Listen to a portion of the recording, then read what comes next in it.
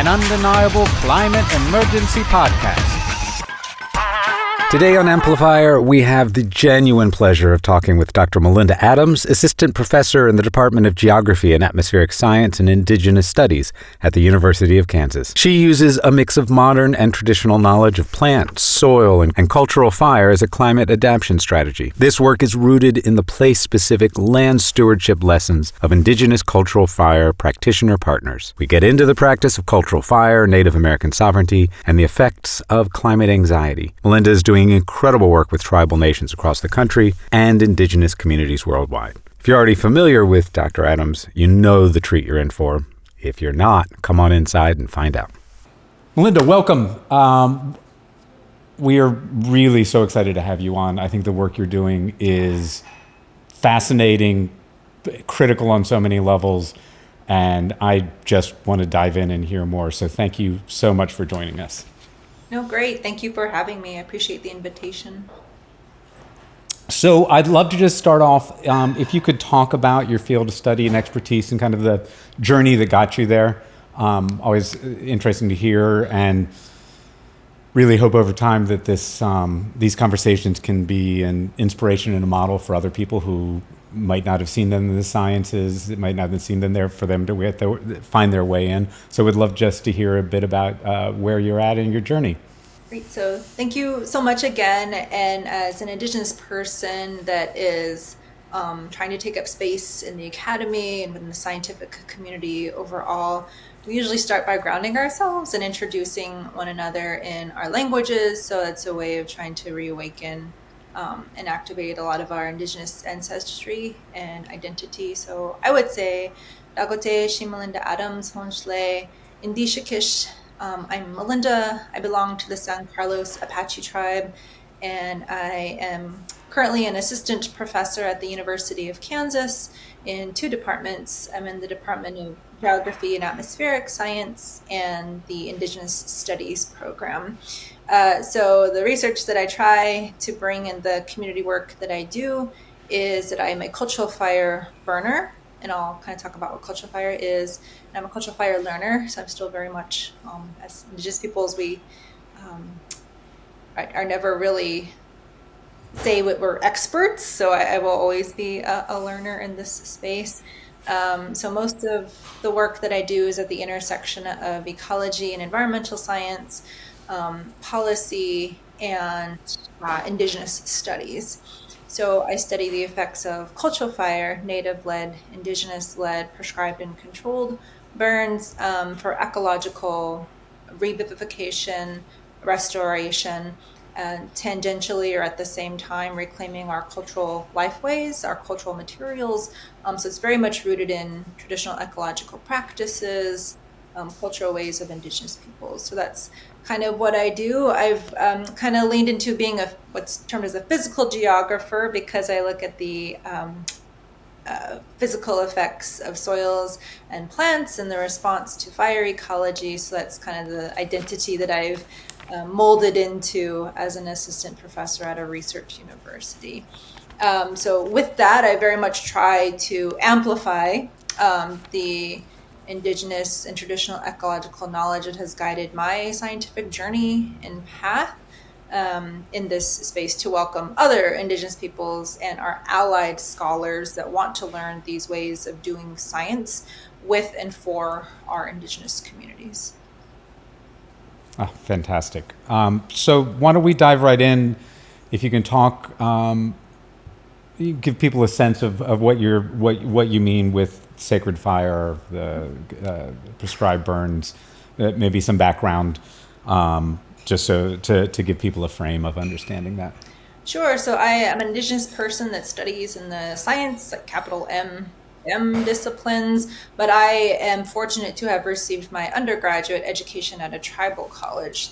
So what a tribal college is it's a university that's specifically for Native and Indigenous peoples. 100% of the population are Native. So that tribal college is Haskell Indian Nations University. It's located in Lawrence, Kansas, which is where I've returned to after 6 years of living in Northern California and building community partnerships with Indigenous peoples that are reclaiming cultural fire. And I'll get into why it is we're reclaiming, what it is that we're reactivating. So I am back in the Midwest at this very special tribal college, which is home to at least 130 different tribes. So I think that's an incredibly empowering place to be when we're talking about the effects of climate change, when we're leaning on traditional ecological knowledge systems and Indigenous peoples to mitigate the effects of climate change that we're all feeling. So I was able to learn science with and for my peoples. I learned from notable Indigenous scholars and scientists, so that Native identity was never really separated from the science that I learned, which is a lot of the experiences of Indigenous and Native peoples in higher education within the academy, having to separate like Indigenous knowledge from scientific rigor and experimentation. So I went to a tribal college where that was just innate. That was just natural. So let's see, after I got my degree in environmental science, I studied for my master's degree at Purdue University, which is in Indiana, and I'm trying to restore tallgrass prairie. It's home to some of the less than 1% of that ecosystem that remains, that has been changed by industrialization, large-scale farming, large-scale agriculture. And most importantly, it's a culturally significant ecosystem and plant system that Native peoples of the plains relied on and shaped a lot of everyday activities and cultural ways. So I worked in the realm of tallgrass prairie restoration using biochar. So biochar is seeing an uptick in interest right now, given its viability for soil remediation, carbon storage. So people are super interested in biochar, and it's kind of waxed and waned over the years since I got my master's degree studying this soil amendment type. And it's deployed in lots of other places in the world where soils are highly degraded or need reconditioning back to their soil nutrient levels to support large-scale agriculture, to support feeding a lot of people.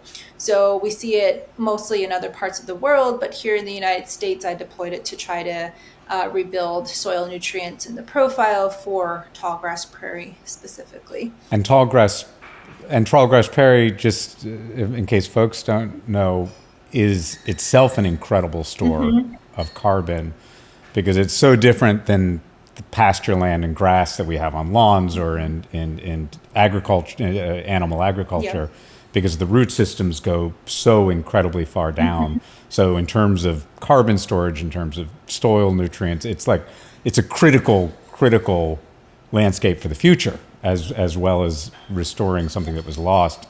It seems like that's when we talk about actually storing carbon, that's one of those places that if you can restore those ecosystems, you're talking about significant amounts of carbon rather than all the fake tech garbage that gets pumped out for people looking for federal grants to do nothing. The grasslands is really a critical eco. I think that's pretty accurate, Very right? much so, Yeah. and I'll kind of segue into the relationship with fire. But yeah, you brought up a really great point of grasslands and how important they are in storing nutrients, water, carbon, but also seeing the effects of reintroducing to fire. I'll get into that in a second. But yeah, so that's my master's degree, what I specialized in, plant and soil ecology. So having that experience with not live fire, but still, like, I learned how to burn prairie in that way. So I've been part of fire for quite some time now. It's not just the cultural fire reclamation work I've done in the West in California. My path post-undergraduate into my graduate career has very much led to this. So I just graduated with my PhD from UC Davis, where I examined the effects of soil and plants on cultural fire.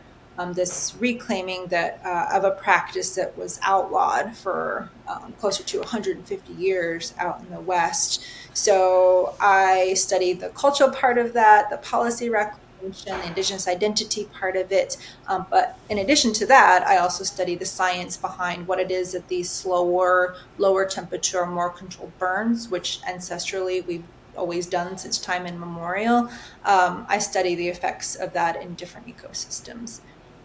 So that's a lot of what it is that I do. And then depending on who I'm talking to, it serves as an entry point to talk about Indigenous histories, landscape shift, climates change. So it's an interesting position to be in and an interesting story to tell as an Indigenous scientist doing this work. Yeah, you're really at, I mean, I guess on some level we are all are, but you're really very specifically at the intersection of the past, the present, and the future, of restoring things that were lost is kind of a passive term, stolen, destroyed, that the restoration that is not only just but is needed. So I think it's a fascinating area of work and really vital.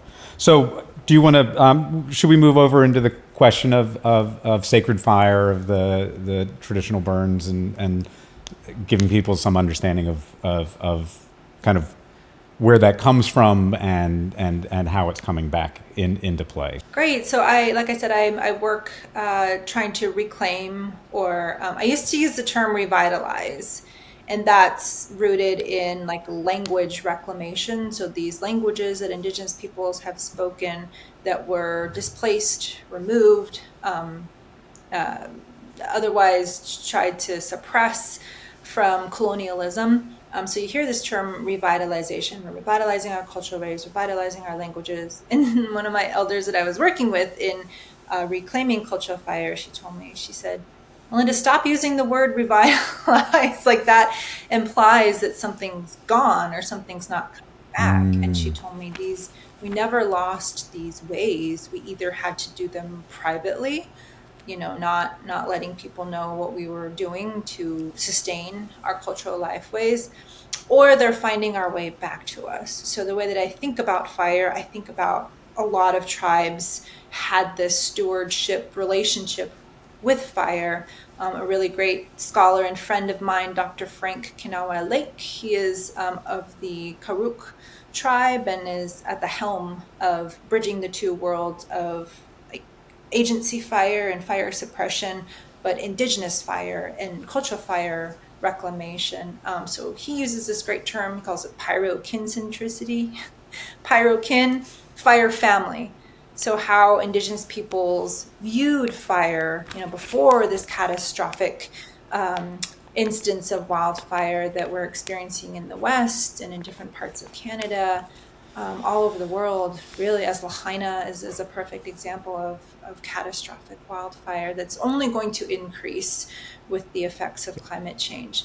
So Indigenous peoples, we've always had this inherent, I call it a fire worldview, how we view the world of fire, and viewed it as a stewardship tool, as a source of renewal, not necessarily as something to be feared or to run away from. We had this intrinsic relationship and how it shaped our homelands, how it revivified ecosystems, including large game like animals, beneficial insects, beneficial microorganisms in the soil. So fire very much plays a positive role in a lot of our cultural stewardship lessons that are all across. California is getting a lot of attention. The West is getting a lot of attention of our relationship with fire.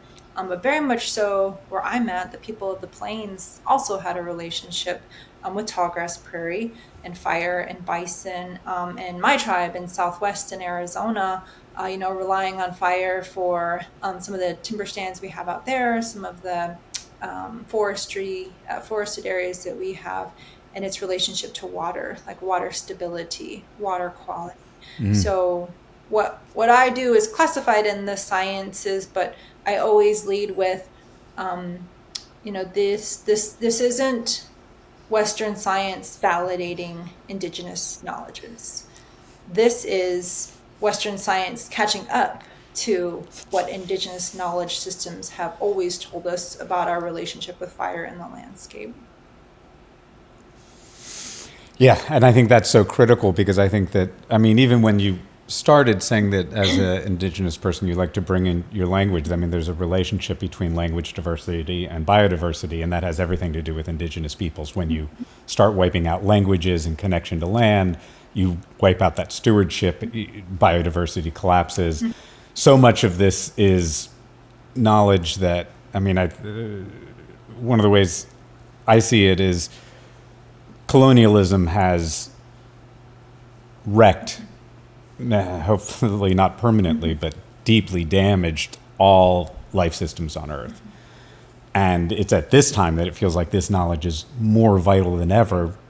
Peoples who had millennia and millennia of experience with specific land, specific landscapes, specific geographies, and all the changes that happened over the millennia. That knowledge is more vital than ever, and the pretense that the systems that actually did the damage are somehow superior is, I mean, it's tragic and laughable at the same time, right? The idea that these, so I that's, I think, so critical, this idea that it's not that we are, that there's a catching up, that there's the beginning of a recognition of what was stolen and disregarded and devalued, which is probably some of the most critical knowledge for humanity and every other living thing on the planet right now, right? Which is this direct, age-old connection to landscapes. So this is, I think that this is extremely exciting work. So maybe we can turn, so what did happen, because this was going on for ages, obviously colonialism happened, but I mean, in more specificity,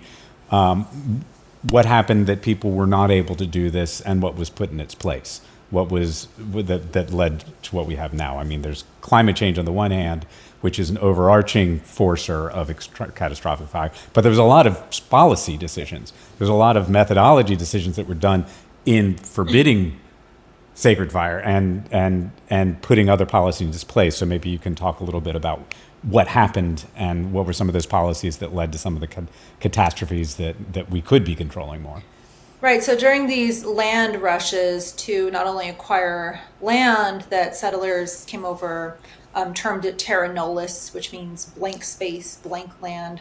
So having that mentality right off the bat, erasing Indigenous peoples from the histories and the identities that are intrinsic to those places was dangerous. And as I'm learning, most of my work out west, talks about the different waves of colonization. So Spaniard colonization first with the mission systems, and then European colonization from Europe, which both had their effects on present day Indigenous peoples and acquisition of land and stewardship, being able to steward their homelands. So you mentioned policy. So when agencies were formulating themselves, I'm thinking of the Forest Service right now, part of the first pieces of policy were to remove Indigenous burning, like they literally called it Indian burning, and to have repercussions if somebody was I don't want to say caught, if they saw somebody burning their homelands for cultural eco-revitalization, restoration. So there was negative effects to that. And the stories that they tell in the West, the lived experiences that ancestors heard and continue to articulate is that their ancestors could be shot on sight if they were caught burning, or they would be arrested or jailed or fined. So there's this long history of fire suppression under the framework that, I think you had it in an earlier question, under the framework that land shouldn't be touched or land shouldn't be managed, it should be pristine. So coupled with that was this lack of management or lack of fire. It's been absent from a lot of these landscapes for 100, 150 years. So when we think about wildfire agency frameworks, a lot of it is fire suppression. So what happens when wildfires hit? We clean up, we have reactive policies. So given the rise in gigafire and catastrophic fire that we've been seeing, at least in the past 5, maybe 10 years, policies are starting to shift in having more prescribed and controlled burns. A lot of the agency budget and funds is still very much pointed to suppression. So what we're trying to see is this change in fire culture. So embracing prescribed and controlled burns. I would say, just given the different locations that I've worked in the United States, of course, the West has a lot stricter air quality monitoring that prohibits some burning year round. So that's definitely a barrier that's in a lot of just everyday people who want to steward their own homelands. and especially Indigenous peoples who have other things that they're fighting for, like federal recognition. So adding air permitting process when it's not the season to burn on top of that, it complicates being able to reintroduce fire in different places. But certainly going back to like the effects of fire suppression policy that's entrenched in a mindset of colonialism, taking over land and having it be managed with a no fire regime, has led up to the fuel buildup that we're seeing. Lots of unmanaged forests that are tinderboxes right now. So it's not solely in the West. I'm having conversations with people in the Midwest now who are concerned about things like cross timber, where there's overgrowth of timber materials and you can't work your way safely in to place purposeful fire. So we're in the process of problem solving that, but trying to approach it in a proactive sense before wildfire hits, having managed lands with fire stewardship before that happens. Unfortunately, in some of the instances in the West that we're seeing more reactive approaches. But yeah, I think it's important, and the people that I work with, they want to recognize that colonialism had a hand in how we've treated fire for so long. And I mean, the best way to not repeat history is to learn it, right? And to have that mindset going forward. In fact, I think a lot of the policy recommendations specifically for the West call on agency representatives to learn this history and know it, and to understand the complications of Indigenous peoples and all peoples trying to pick up fire and trying to place purposeful fire in landscapes, because that's how strong those policies have prohibited active fire in a lot of those landscapes. And just people know this isn't, people probably haven't been getting shot, but we're talking about 10 years ago, people getting arrested, right? I mean, federal charges. We're not talking about, it's like with so many of the acts of colonialism, it's not the past, right. It's the present. This is like a very recent shift that this is starting to be embraced again, that some of the same people who could have been facing federal prison time are now being asked to train people. So this is just really starting to happen. So two quick things I'll say about that. The first is one of my colleagues, Dr. Dan Wildcat. He is a Native scholar, and he talks about Red Alert, this fantastic book called Red Alert, Saving the Planet with Indigenous Knowledge. He talks about how climate change is the fourth removal that Indigenous peoples will experience. The first geographic, second social, third cultural, fourth is climatic removal. So he very much refers to those disruptions in those knowledge systems. They were a part of erasing our Indigenous cultures and lifeways. So I do want to just signal that there is scholarship written about this. It very intelligently lays out why it is that we have to find our way back to stewarding our own homelands and the right to do that, acknowledging our sovereignty as sovereign nations. And the other part that I wanted to bring up was you brought up a fantastic point about the time scale. So the epicenter of cultural fire reclamation is what I'm terming it. So the folks that get the most, that recently have gotten the most attention and the most news pieces written about them are the Hupa, Yurok, and Karuk people of Northern California, just doing amazing, outstanding cultural reclamation work. So two things: they are one of the largest tribes in the largest state in California, and then they also have access to a lot of acres of land. So I think those two things combined has allowed them to be this shining example of cultural fire reclamation. So they're the ones leading. And one of the practitioners I learned from, her name is Margot Robbins, and she's the manager of the Cultural Fire Management Council that's doing this reclamation work in partnership with agency and in partnership with the Western Klamath Restoration Project. So the time scale that she shares with us is that they've been doing that work since 2012. Like 2012 is when they had the policy maneuvers to be able to reclaim fire in that way. And more importantly, where they felt safe as a tribe, that they maybe didn't have the greatest chance of facing these repercussions that have historically been in place to stop them from stewarding their homelands with fire. That's the time scale we're working on with cultural fire reclamation, 2012. Which is, yeah. I mean, we've known this problem was kind of blindingly obvious for so long that it's, but the number of ridiculous things that should have been getting undone from colonialism is a long one. And we still got a long ways to go. Yeah, we still got a long ways to go with that. I actually wanted to take up the idea of terra. Am I saying it right? Terra nullius. Okay, I got it. I was like S at the end. Anyways, and the idea of the pristine wilderness, because it really they're really one and the same, right? That idea of the untouched wilderness is such a colonial mindset because it's romanticizes the land in some pre-human, which means pre-settler state, right? The idea that there's some pristine thing before colonizers arrived is inherent. It's one and the same thing as erasing the people who had been here, the peoples who had been here and managing it for millennia. And that just seems like so much of the root of the problem, that idea of erasure, the attempt to erase, both physically and culturally, and all of as you were saying, and we are certainly now never going back to anything pristine. It needs to be managed, but then that really points to the question that you were saying, that at West there's now a growth in understanding about the need for using fire to manage, but the question is, does that lead into a returns of sovereignty?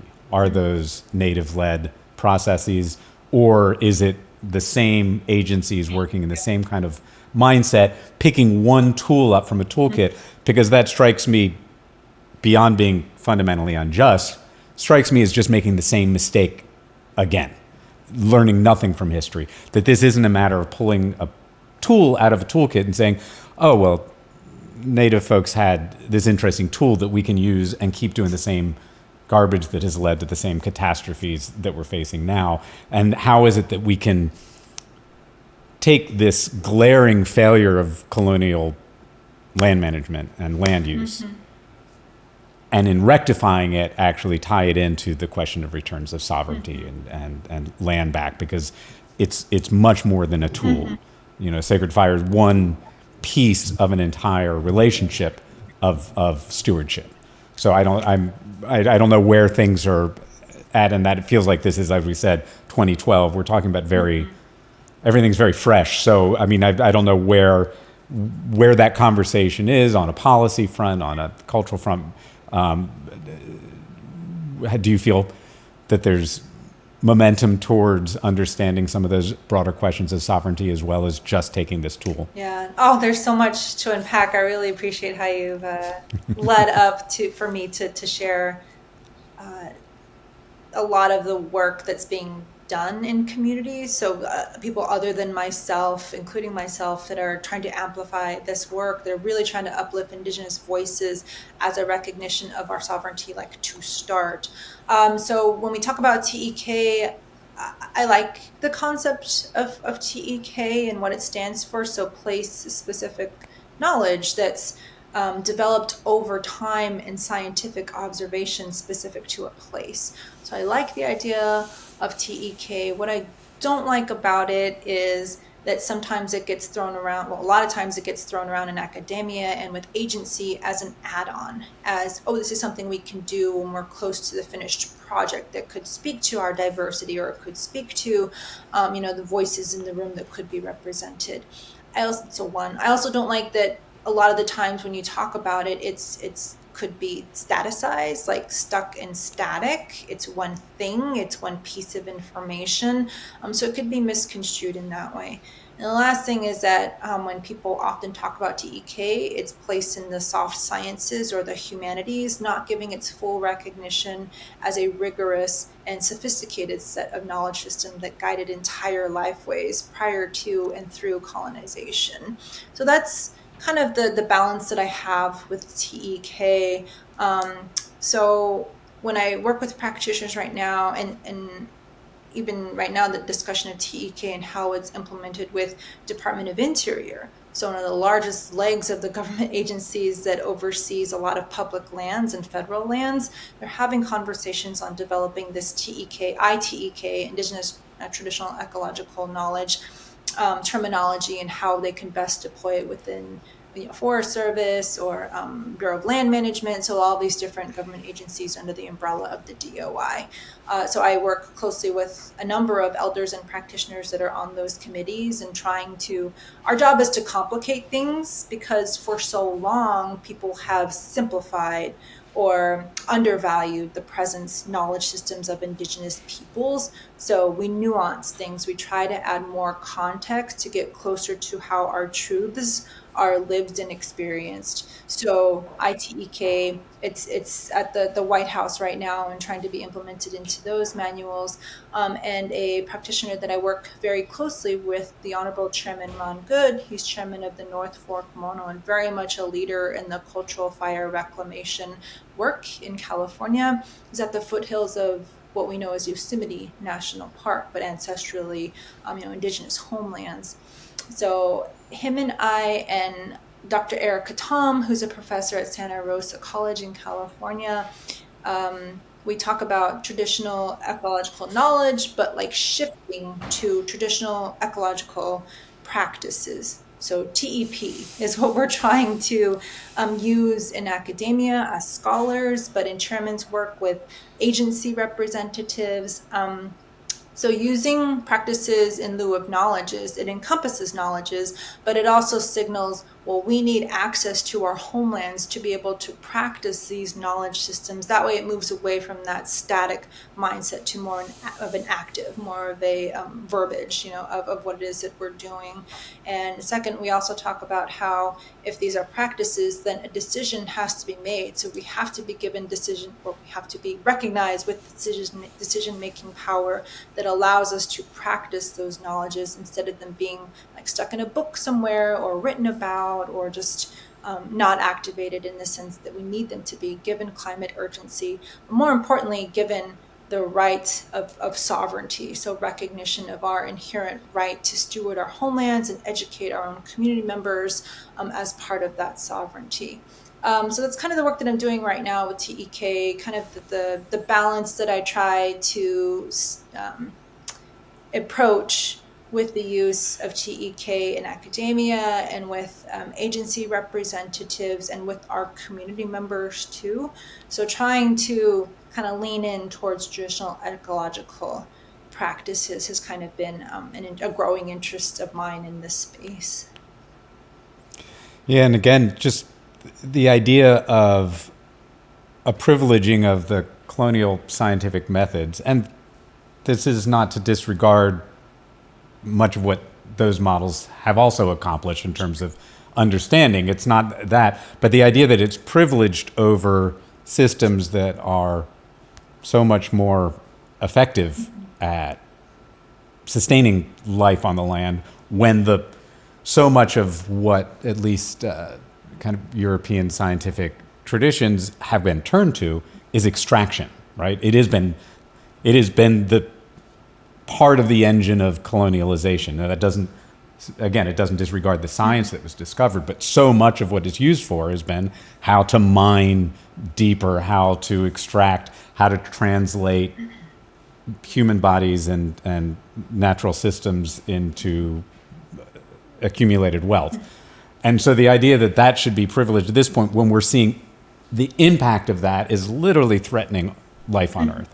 Certainly what we consider any kind of human civilization or civilizations, but fundamentally deeper than that it just strikes me is that what we need is an inversion. We need an inversion of that to say, okay, what is it out of these sciences that's helpful and that we can use? But we're in about 500 years ago, we slit our own throats, and now we're starting to bleed out. We need to look to the things that can stop the bleeding and start to restore health. So it feels like that's one of the biggest challenges we have, is how do we invert that and say, actually, these indigenous knowledges, which are materially bound, right? They're materially bound in a fundamental way, because when you develop knowledge and practices over millennia in conversation with land in order to sustain people, and everything that supports that, that is fundamentally a material process. It just looks differently, right? And how do we start to flip that? And that is, sovereignty is part of that, right? It's sovereignty over knowledge, sovereignty over practices, sovereignty over land, and that kind of decision making. But it feels like we need to. I think that's just essential to survival going forward. Is that we start to flip that hierarchy and say, right now, probably some of the most critical knowledge we have is going to be about restoring that indigenous sovereignty and that knowledge. Otherwise, these lands are going to continue to decline and decay, which is what we've seen for 500 years without pause, just with acceleration. So, sorry, that wasn't really a question. I appreciate the finding the highlights, I suppose, and the connection between access to lands, TEK, policy, colonialism removal. I mean, they're all intertwined. One of the areas I wanted to talk about was this idea of climate anxiety, which is really current form. But again, I think one of the things that I've been aware of ecological collapse for my whole adult life. I've been a progressive and an activist. I myself, I think, missed and thought colonialism was morally bad and was against it, but I really didn't understand the centrality of what had happened and the centrality of specifically reversing colonialism to start to resolve these things. I'd say that that's something that I've kind of started to realize more in more recent years. And I think that this idea of climate anxiety is really critical because it's talking about a process for indigenous peoples. This is centuries. It's been progressive, as you talked about the different ways of attempting erasure. That it was. This isn't new. This isn't really a surprise. The specifics of what happened. Maybe people couldn't know exactly what was going to be. Even a lot of the specifics, frankly, we've known for 50 years. I mean, the oil industry just kind of suppressed the knowledge around the specifics. But I'd love to hear you talk about that a bit, because I think it's really critical as people are many people are waking up to climate anxiety and that this is a centuries-long process that indigenous folks have been navigating and attempting to address for each of those years, right? So how do you think of this kind of newer concept of climate anxiety and seeding that within that response to colonialism?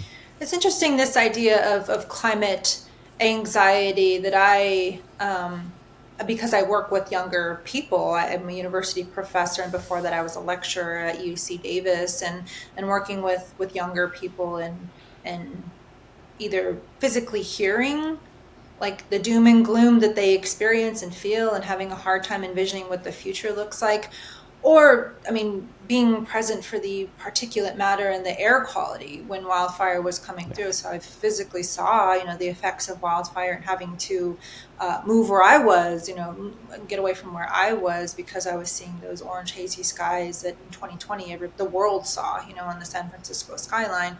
And most recently, this past summer, where the eastern seaboard saw those air particulate matters moving across, and they're like, oh my gosh, wildfire, we are all going to be affected by this, especially those with pre-existing health conditions, especially those that are our most vulnerable, which is our elders and our children.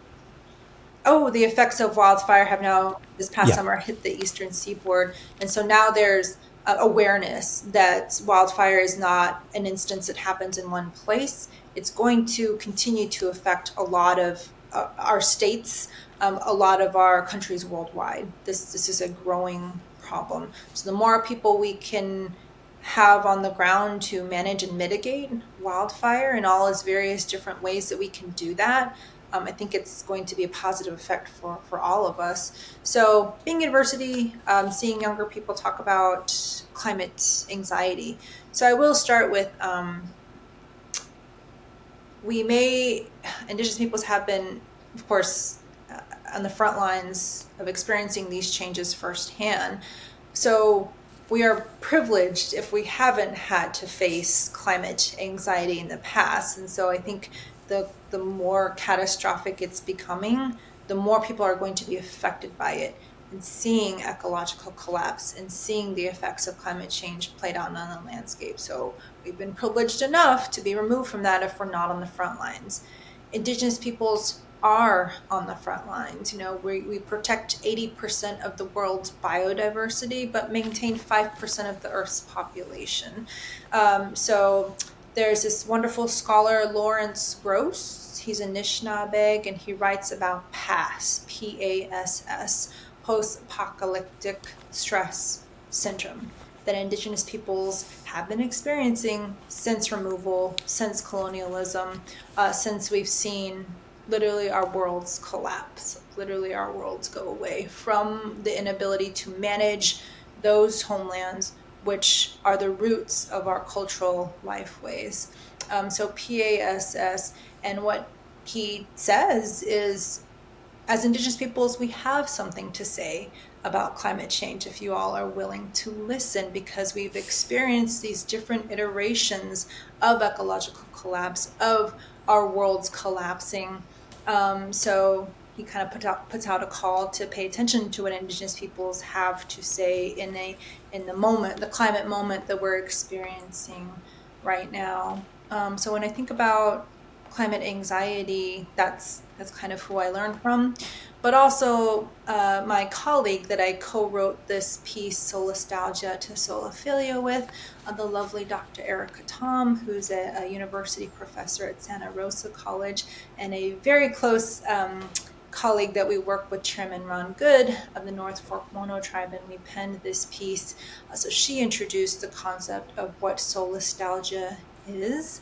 So this climate and environmental grief that people are experiencing, seeing large-scale wildfire, seeing tsunamis and seeing earthquakes, like living in a life where you experience that, the doom and gloom of news is kind of what it's shaped as climate anxiety.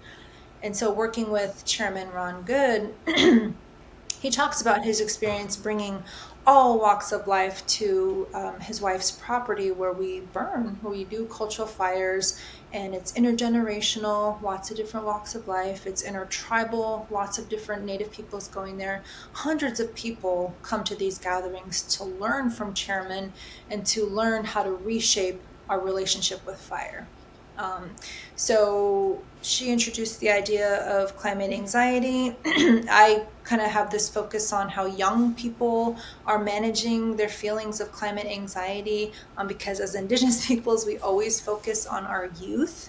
We always try to make decisions based on how their future is going to be played out. We try to make the best decisions that we can in a sustainable way. We call it 7 generations thinking and decision making. So that, combined with Chairman's experience of literally and visibly seeing people healing their anxiety, healing their connection to lands, healing their relationship with fire. Like, he physically has seen this for decades now.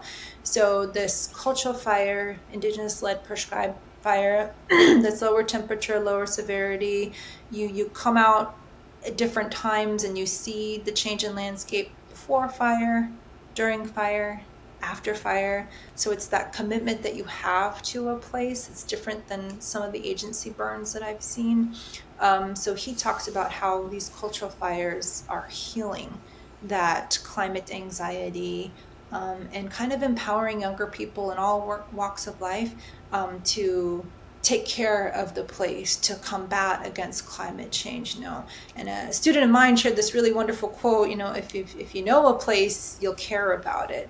If you care about it, you'll defend it against its collapse, or speak up when decisions are being made on behalf of that place. That's kind of how I think about the experience that Indigenous peoples have had with PASS, and how we are the most adaptable peoples who have lived through these different iterations of removal and ecological collapse. So matching with Lawrence Gross says, and that we as Indigenous peoples have something to say, a lot to say, if we're talking about mitigating wildfire and mitigating.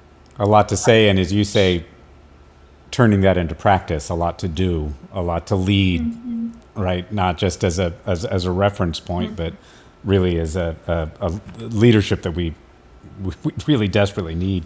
In that piece, from solastalgia to solophilia, I love the term. Maybe, but I'll have. Do you want to define solophilia, which was the kind of the intention of going from one to the other? Yeah, so very quickly, solophilia, the way that chairman started and that Dr. Tom and I support in our own personal experiences and academic experiences is that so to combat solastalgia, the climate grief, we need to enact more solophilia. So the care that you have, the responsibility that you have to a place, that's what solophilia is. And as chairman frames it, cultural fire is and can be that solophilia. Right. I just love the idea, and it's also I mean, I guess it's also with solidarity to place and to the peoples of that place, and it just felt it's such a beautiful term and concept, and so central of what we need right now, which is we need to start reconnecting that solidarity with people and land, right? And that's what we failed to do, and that's what needs to turn it around. So that's, I mean, I think that's for what we're doing with Undeniable. I think I see that as central. Whatever small way we can do in ways like this to amplify and start that flipping, start the inversion of bringing, Indigenous leadership and sovereignty and knowledge and practice up to the fore, where I think it's needed to get through this. Are there? I mean. It feels like this was, I mean, there's so much, any one of these topics I could go in and listen to you talk about for hours, but I feel like this was a good overview. But I would, if there's anything else that you'd like to address, one thing I'm curious is, are there areas of allyship and solidarity around this question that people can be engaged in, organizations to support particular policies that are coming up? Are there ways that people can begin to help in this process, particularly around sacred fire and native-led prescribed burns and yeah, if there's anything there, and then anything else that you want to talk about. But I'd love to know if there's places where people could focus, whether it's donating money, whether it's supporting particular policies, and so forth. Yeah, no, thank you for asking that specific question. So I want to kind of dovetail off of what we just talked about, solastalgia, solophilia. So I've had a follow-up article that doesn't directly mention solastalgia, solophilia part of cultural fire, but it tries to rethink or add extension to existing ecologies. So for people that maybe didn't have the education that I did, having Indigenous science by Indigenous peoples, TEK isn't utilized as much in the realm of ecology. I think it's one of those additives or like specialized areas. But introducing this concept that I worked with in Indigenous cultural fire women practitioners of homeland histories and homeland ecologies. So it's a way of talking about Indigenous removal and erasure and colonization through the lens of land stewardship and land care work. Fire, of course, is one of the tools that we use in that. So retelling the history of a place through the lens of Indigenous peoples. So oftentimes in K through 12 education, a lot of that is not talked about, or a lot of it is framed in a way that's like a settler move to innocence is what it's been termed. So not outright saying that genocide was attempted and genocide was committed, but instead like we chose to leave, or we had friendly relations with colonizers. So that's the K through 12 education that a lot of places, California in particular, what's educated in that school system. So when I'm working with Indigenous women fire practitioners, they very much want to retell that story about why fire was removed, why cultural lifeways were disrupted, and fire is a lens to do that. And why we're returning back to Indigenous peoples, like we're turning back to trying to learn this Indigenous knowledge, TEK, traditional ecological practices, like why we need to relearn them in the first place. So they're very assertive in that we cannot do the work on the land and heal together without first learning this history of removal in Indigenous peoples. And coupled with that, homeland ecologies, is one of the elders shared with me, is that these are specific lessons to a place. Burning looks different in a lot of different areas given the ecosystems that you're working with. So she feels that they need to be rooted in place too. So that kind of prohibits a lot of the taking the lessons and deploying them elsewhere. The way that I think about it, and she's helped me think this way, is these knowledges are non-transferable. They are adaptable. We need to adapt some of the frameworks that we learn from one place. We cannot, one thing that works one place one time cannot work in another place because they belong to those homelands. So learning about homeland histories, homeland ecologies was something they very much wanted me to know. And you'll see that in policy recommendations at the federal level, that Indigenous cultural fire practitioners want people to learn the colonizational history of a place before we start to do the work on the land together. So I thought that was appropriate to kind of pop up with. Yeah. So that was that article is called Indigenous Ecologies, Cultivating Fire, Plants, and Climate Futurity.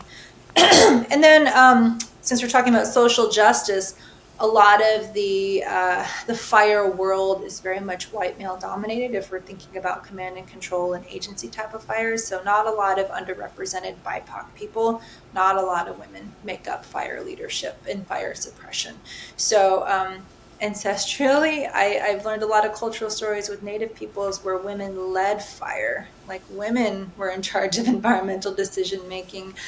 So women held the greatest power, were matriarchal societies. So in that second article, I talk about matriarchal ecologies, so how Native women lead in environmental decision making, including placement of fire and including cultivation of plant materials that are revivified with those fire stewardship lessons. So talking about social equitable justice, recalling the leadership roles of our Native women is very much in line with the work that I try to do. So let's see, you had mentioned, trying to get back to your actual question now. No, this is just whether there was anything we could point anybody to in terms of policies to support, organizations to support, like how can people show up as allies in this process? It's been the hard work and the amplification of allies that have led to successful policy change, especially in the West. So in 2022, there were new pieces of legislation that leveraged decision-making power back to Indigenous cultural fire practitioners. So one specific Assembly bill, one Senate bill that lowered the liability that Indigenous fire practitioners had to have carried to place purposeful fire. So that lowers it. So still an existing barrier, but not as high of a mountain as it once were previously. And keep in mind our time scale, 2012, 2022. Yes. That's when we're seeing fire reintroduced to a lot of landscapes that are highly susceptible to catastrophic wildfire in the West. So that was the lowering the liability and then equating the status of a fire certified burn boss to that of a cultural fire practitioner. So they're equal, which allows more fire to be deployed based on the decisions made from tribal peoples that hold and held this title of burn boss. So in the article that I just mentioned, Indigenous Ecologies, I storytell or talk about an example of what that looked like at a place that I reintroduced or helped reintroduce fire to during my time in Northern California with Indigenous cultural fire practitioners there. And it kind of calls for more legislative change to support lowering liability for prescribed burns, having more accessibility to insurance that will cover prescribed burns, getting involved with prescribed burn associations, which are more like neighbor co-ops that get together and burn lands in a responsible way. Um, but before I get into end on specific fire policies, I also want to talk about, I always put a call out for people to support tribes that are seeking federal recognition status.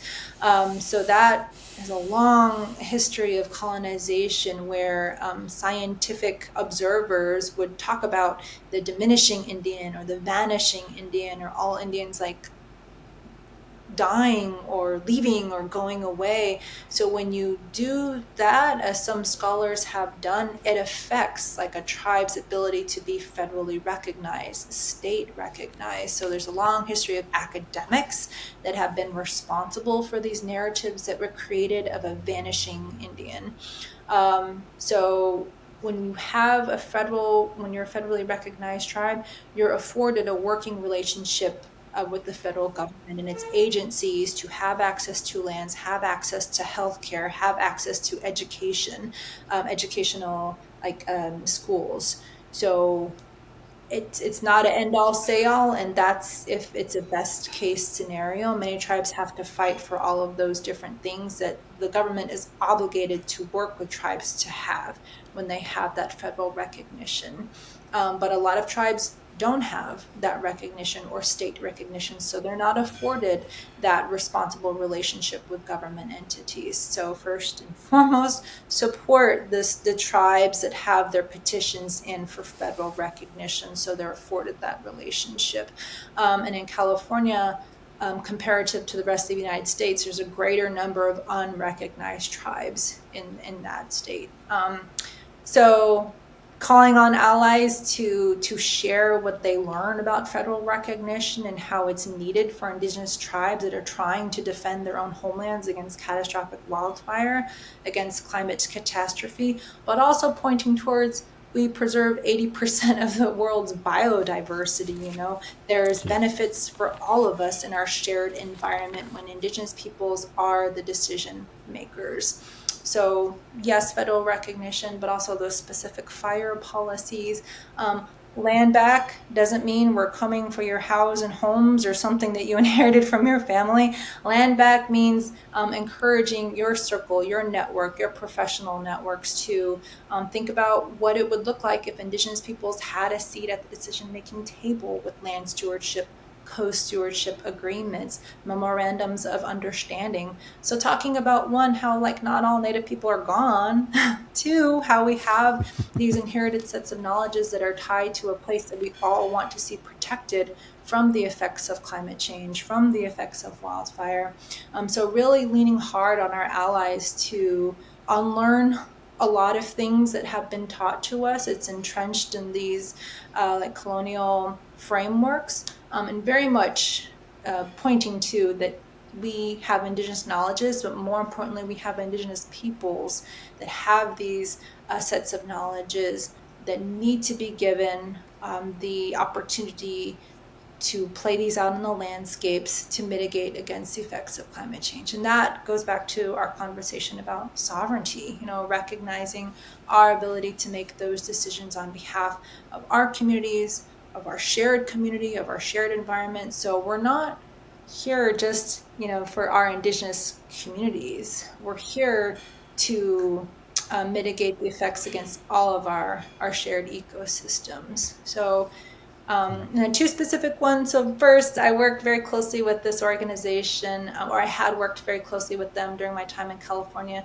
Tribal Eco Restoration Alliance. And they are an amazing nonprofit, tribally led organization that's trying to get their peoples fire certified to literally protect their homelands against wildfire that's historically come through and will continue to do so due to their fuel buildup and their proximity to forested lands. So Terra, they try to do all of this culturally centered. So they're just an amazing organization that's getting a lot of attention in policymakers and decision makers as well. So Terra And then I also work with the Cache Creek Nature Preserve that's in the Sacramento Delta region, where they have Indigenous women cultural fire practitioners and specific acres set aside for Indigenous cultural fire practices. So just amplifying, they have a little donate button to both organizations, so they very much have trained me in being a fire researcher, but most importantly, they've showed me how to be a better relative, a better Native person, in doing this work in community. And then also supporting the Hupa, Yurok, and Karuk, who are very much leading the way with Indigenous cultural fire reclamation that's being recognized around the world. So around the world, Indigenous peoples are turning to a lot of the folks that I mentioned in the talk today in getting our right back to burn and to steward our own homelands with fire. Fire back, land back, they're all part of that intersection of conversation. So yeah, if we're talking about amplifying the folks that have helped shape me as a researcher, those are definitely some of the people that I can think of right now. Fantastic. Thank you so much. And that's why, I mean, kind of central to how we think of things is that land back is righting a historic wrong, but it's also just probably the most central climate solution there is. And that's the work you're doing is putting this into practice on the ground, and so appreciated. But really, that's what I feel like we need: the climate movement to shift its understanding, and then out of that broader social understanding that these are pressing land back and sovereignty and all these questions are so pressing to what is only accelerating in terms of ecological collapse. And that if we don't start rectifying these things, I think it's not even that we have one hand tied behind our back, we have both hands tied behind our back. I don't see how we win. I don't see how we break through this ecological collapse to a more sustainable future if we don't start addressing questions of land back and sovereignty. Immediately. I mean, so this is. I think you're doing some of the most important work on the planet for real. We are so grateful for your work. I'm so grateful you've been generous with your time to share with us, really look forward to continuing to follow your work and hopefully seeing these practices take root and be given more agency. That this is. That the first 10 years of this is just the beginning of an expansion that we so desperately need. So thank you so much for joining us. Sure, if you don't mind, I would just like to say that I do this work very much in community. I might be the academic and the person doing this, but this is off the shoulders and the decades-long advocacy work of Indigenous peoples that have taken the time to shape my knowledge system, balancing academics with who I am as an Indigenous person. So I cannot be here without people like Ron Good, people like Diana Almendarez and Ham Gonzalez, so Margot Robbins, some of the people I'm grateful to have worked with. Talking about our futures, like our Indigenous futurity with youth and involving them in the work that it is that we do. So I just cannot be where I am without saying thank you to them and recognizing them when I do these types of things. But also thank you to Amplify and yourself for having me on. I really appreciate the time together.